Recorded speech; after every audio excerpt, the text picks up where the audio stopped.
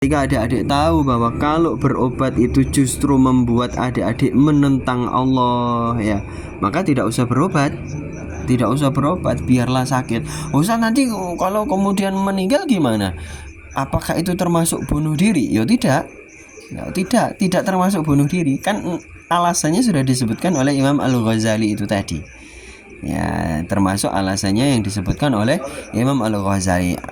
Lain halnya ketika adik-adik itu misalnya kalau tahu sejarah ada salah seorang sahabat Nabi, dan ini ada di kitab Riyadhus Shalihin, seseorang yang ikut berperang, ikut berjihad, lalu kemudian karena dia sakit parah, terkena senjatanya musuh, terkena pedang dan lain sebagainya, luka parah tubuhnya, dan dia merasa tidak kuat dengan sakitnya itu, lalu kemudian dia bunuh dirinya sendiri.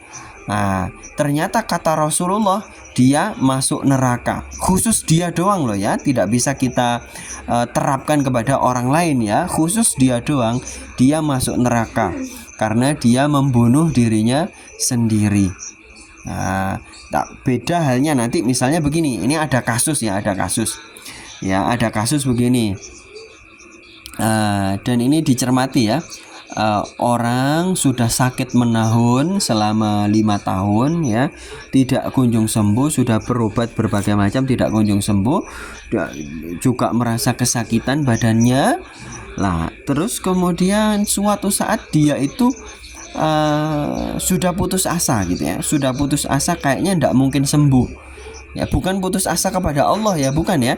Beda loh ya, putus asa kepada Allah dengan putus asa dengan diri sendiri itu beda. Beda hal. Oke?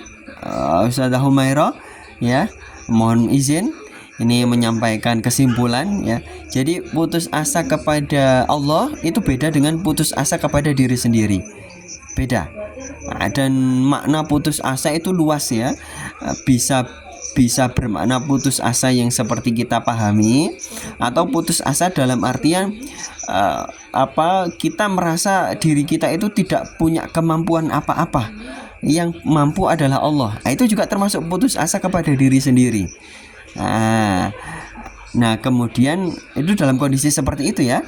Terus kemudian suatu saat karena sudah penyakit menahun, sudah putus asa, diri sendiri tidak mungkin sembuh lagi gitu kan, dengan potensi dan sebagainya. Dan ini orang yang tahu ilmu medis, ya, tahu ilmu medis. Nah, kemudian suatu saat karena tahu ilmu medis ya, bahwa supaya segera meninggal, ya misalnya begitu ya, supaya segera meninggal. Nah, itu tidak dengan bunuh diri, tidak juga dengan minum obat yang overdosis, tidak, tapi dengan cara yang sepele. Caranya apa? Yaitu dengan melakukan penyebab penyakit.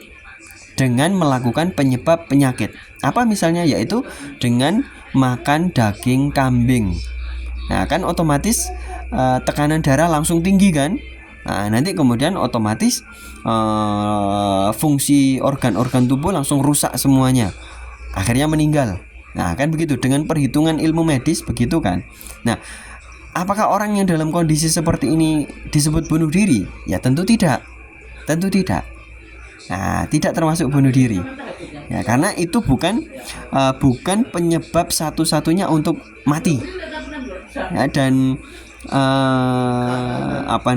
tidak juga pasti mati ya.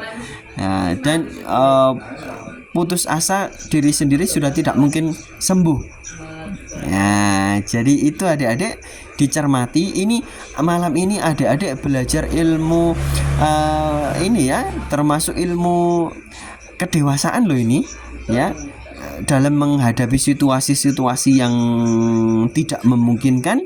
Nah, kalau adik-adik masih psikologisnya masih muda, itu tidak bisa ngambil keputusan dalam kondisi seperti itu. Makanya adik-adik beruntung malam hari ini belajar itu dari kitab Ihya Ulumuddin. Tayyib, rasanya sudah cukup. Terima kasih semuanya. Jazakumullahu khairan katsiran.